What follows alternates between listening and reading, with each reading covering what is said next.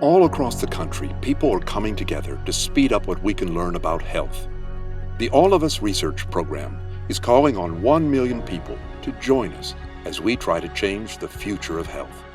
For your family, for future generations, for all of us. Visit joinallofus.org and find out how you can become one in a million. Hi everyone, and thank you for tuning in today to our All of Us Online Cafe.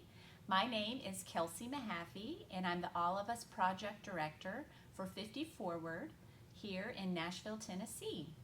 And today we're going to be talking with Mary Jo McKelvey, who is a peer ambassador for the All of Us Research Program for us at 50 Forward. The All of Us Research Program is a new initiative with the National Institutes of Health, and we're seeking to enroll 1 million people from diverse backgrounds across the United States to donate their health information. And really what we want to do is change the future of healthcare. We want to make healthcare tailored to individuals, and that's the hope with the All of Us Research Program. 50 Forward is a national community partner with All of Us, so we are proud to offer education and outreach on the program and encourage people to visit the website and take a look and see if the program speaks to you. Now we would be happy to start speaking with Mary Jo, and I have a question for her right off the bat. I'm going to jump in there and see if she knows the answer to this one, and I think I've asked her this before. But Mary Jo, do you know we're trying to enroll 1 million people, so do you have any idea how many people have enrolled so far with the All of Us Research Program? Well, I do happen to know that we have enrolled 350,000. Yes. And that's about 1/3 of the way. I remember that 33 1/3 used to be 1/3 of 100, so. Yes, good memory. That's a good way to look at it. That's so it's great. about 1/3. We're about 1/3 of the way there. Yeah, fantastic. And that is wonderful. We are over 350,000 that have enrolled so far, so that is very exciting. And we encourage everyone else out there who, as we talk, if this is something that speaks to you, to visit the website at joinallofus.org/50forward to find out more. So let's tell them about it, Mary Jo. Let's tell them about this program. And let's start off and have you just introduce yourself and tell people what your background is, a little bit about yourself, Okay. and also what you do now. Okay. I was a homemaker for 20 years, and then I decided I wanted another career. And I went to school and became a registered nurse, and I did that for over 20 years. And then I've been home ever since. I took care of my mom at home in her last days, and after that I've been retired, and I have thoroughly enjoyed being retired. Yeah. I've done a lot of things, and I've done a lot of volunteer things. I've always been a volunteer person. When my children were young, I started that in their schools and so forth, but that's what I enjoy doing, and I've done several research projects, medical research projects, because it's just a natural interest that I have. Health and everything about it is just part of who I am, my DNA. Yeah, that's great. So where did you first hear about the All of Us Research Program, and what spoke to you and appealed to you about joining the program? Well, I first saw an ad in the 50 Forward tabloid that's produced quarterly, Yeah. and it had your name in it. Mm-hmm. And because you and I had worked together in the past, Yeah. it really piqued my interest. And then when I realized what it was, that it was a medical initiative, I really became more interested in it. I could have never imagined the scope of the program, though, Yeah. just from that ad. Right. Yeah.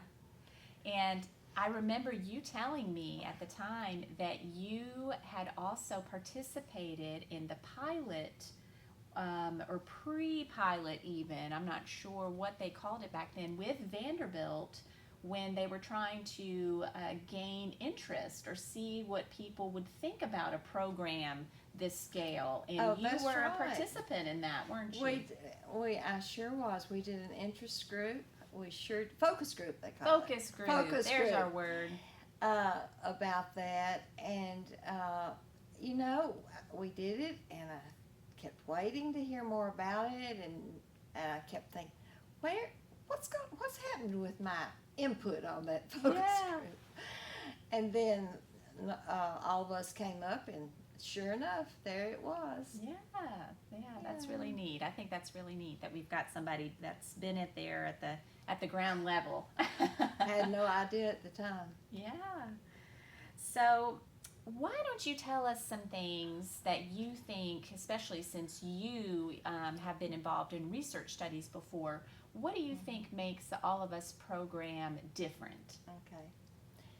Well, the biggest thing I see is that the scientists and the people who are developing treatments for drugs or treatments for illnesses have a large pool of medical information about a diverse group of people at the ready. Mm-hmm.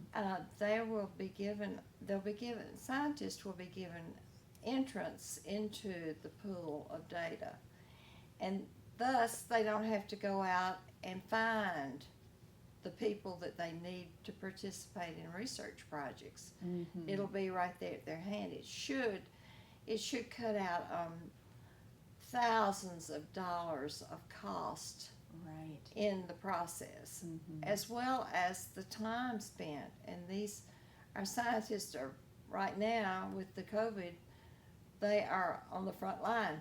Right. They're probably working day and night to try to get things to understand the disease as well as find treatments for it Right. and vaccines. Right. So it's that's what I see as the big. Besides the diversity and the access to records, then it's just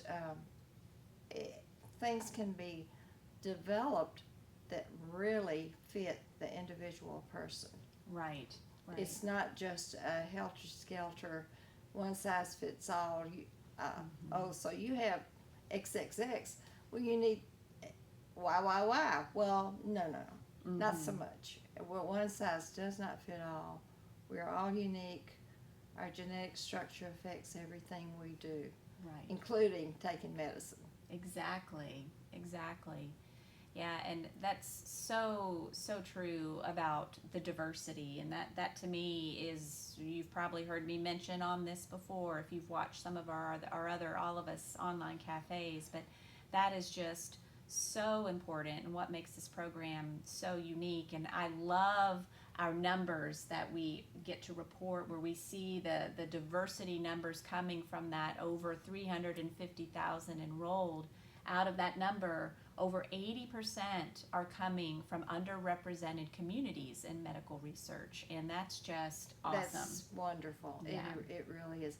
I was so happy to see that Dr. Fauci is insisting on diversity in the current vaccine studies. Yes. And I think the awareness of that in the medical community has been really amplified. Right. So true. And now more than ever, people are understanding the need for diversity in research. Mm-hmm. You know, we've got a current pandemic that is affecting some populations more than others. And so it's just really clear right now that diversity is so important in research. Yeah. Absolutely. Yeah, that's fantastic. So can you tell us a little bit about how your experience as a peer ambassador has been so far? Have you enjoyed trying to tell people about the All of Us research program and get them involved? It's been very interesting.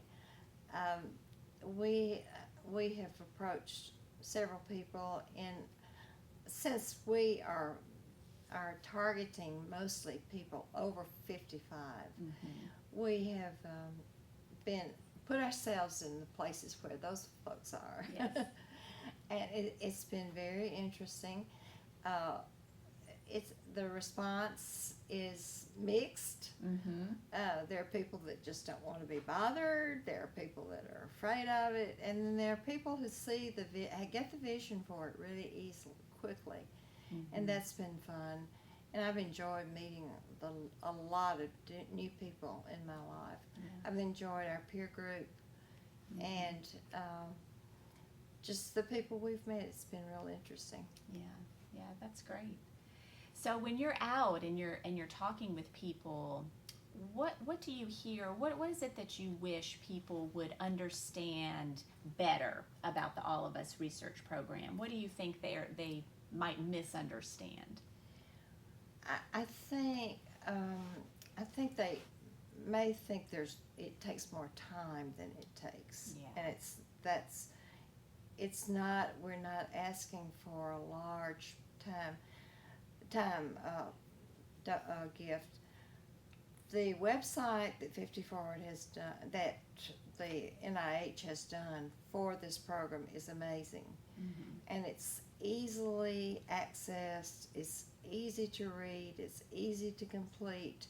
They don't bombard us with continuing information, but they do keep a little in touch with us, and sometimes we'll take a simple survey that we'll be a part of. So that's part of it. They think there's more time involved.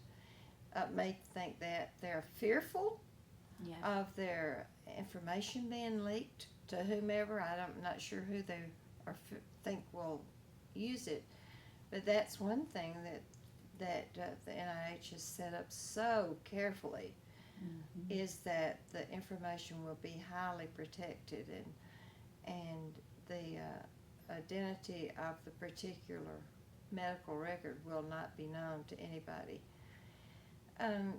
That, and maybe fear from, I'm not sure what, Mm-hmm. but fear drives a lot of things. Yes, it can. Yeah. But you bring up a good point about the de-identification of medical records, which is so important, because that probably is the biggest barrier. That, and sometimes the online enrollment can be a barrier. Yes. Yes. Which when the 50 Forward centers are open, we do provide technical assistance for people that would like to make an appointment for technical assistance to enroll in the program. But yep, that barrier of your information getting out there, but the program takes great pains to keep that protected. And the first step is completely de-identifying any kind of personal information away from that record, which is so crucial. I think another thing people wonder about is who's going to get to look at that record, Mm-hmm. the information. And that too has been set up to be very carefully, people will be screened very carefully and have to be legitimate scientists before they can even access the information. Mm-hmm. And drug companies will not have a heavy hand at it, so that they can use it in mischievous ways. Not that they would, but they might. Yeah. But for research purposes, they do. They can, Mm-hmm. yes. Yes. But somebody has to be a true bona fide scientist before they can access the information. Mm-hmm. Right. Yeah. So on the other hand, too, what do you think is the message that resonates best with people? What do you think when you're talking with people that really understand the program? What is it that is speaking to them? I think so many people have had bad experience with medication. Mm-hmm. That the precision medicine part of it is really of interest. And people who have had children or relatives, especially who have one of these strange diseases that not many people have, Mm-hmm. that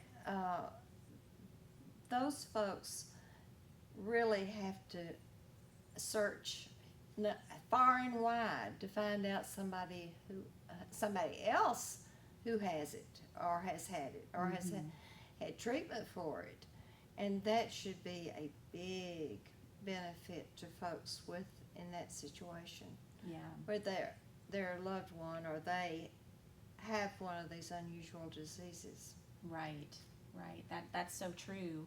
And unusual diseases, that's something that we want in people to enroll that have those diseases in the program. So we need all kinds of health statuses.